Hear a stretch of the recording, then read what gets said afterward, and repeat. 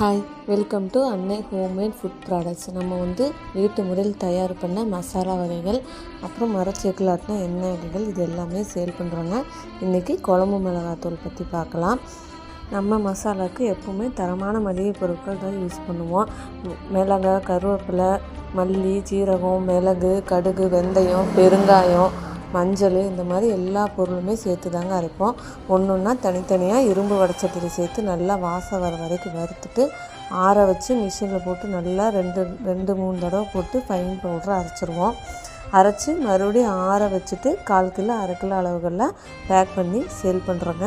இந்த குழம்பு மிளகாத்தூள் பார்த்திங்கன்னா புளி ஊற்றி வைக்கிற எல்லா குழம்புக்கும் யூஸ் பண்ணலாம். வெண்டைக்காய் குழம்பு, பாவக்காய் குழம்பு, இந்த மாதிரி மீன் குழம்பு, புளி ஊற்றி என்னென்ன குழம்பு வைக்கிறீங்களோ அது எல்லாத்துக்குமே இந்த ஒரே ஒரு மசாலா போட்டால் போதும், குழம்பு செம்ம டேஸ்ட்டாக இருக்கும். நம்ம மசாலா மற்றும் மரச்செக்கு எண்ணெய் வகைகள் தேவைப்படுறவங்க ஸ்க்ரீனில் தெரிகிற